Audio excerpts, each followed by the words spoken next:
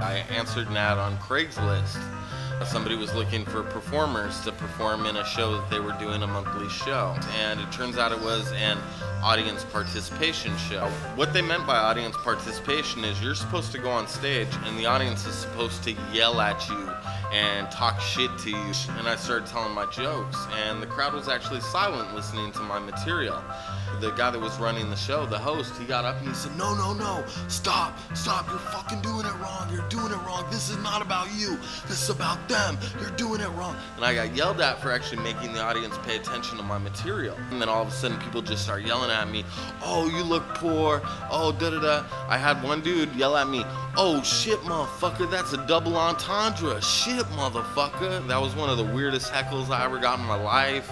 People were just asking me crazy ass shit, yelling at me, calling me names. After I got off, there was this big dude with a purple suit. They were calling him Grimace, and he was crying, and it was a crazy experience. So if anybody ever asks you to do an audience participation show, prepare yourself. Next time. So as time rolled on, in 2011, I started getting normal showcases at comedy clubs. I got booked at the San Jose Improv in San Jose, California. In front of the comedy club, there's something called light rail. And it's even with the street. It's not above it, it's not below it. It's even with the street in front of the comedy club, and I almost drove onto it. So we get to the comedy club, and the line is wrapped around the building. There's gotta be 400, 500 people there. The venue was sold out, 400, 500 seats.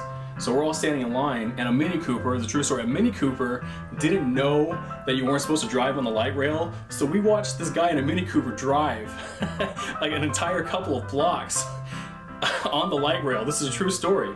So when I went to the Improv, I went inside, I got my set, they said you're gonna be third, I think it was, so I went up there, and the first thing I said was, I riffed on this, the incident that happened outside, and I said, wow, that guy took the light rail things a little bit too literal, and everyone just started laughing. I said, man, that guy was going GTA. So when you do comedy events, you don't have to stick to the material.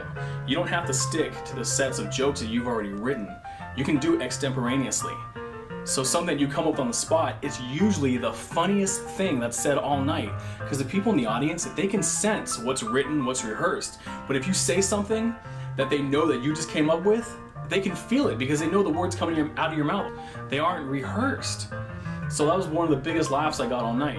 And no matter what, comedy is the best therapy because it's free. And the other thing is, it's like hanging out with a bunch of women on their period, men comics especially. If you're a male comic and a female comic comes to your atmosphere and she's really, really good, let her fucking be really, really good. The funny thing is being a female comic, and yeah, I'm a female, is that they love it at first because they get to bring you along and go, oh yeah, she's funny, the female comic.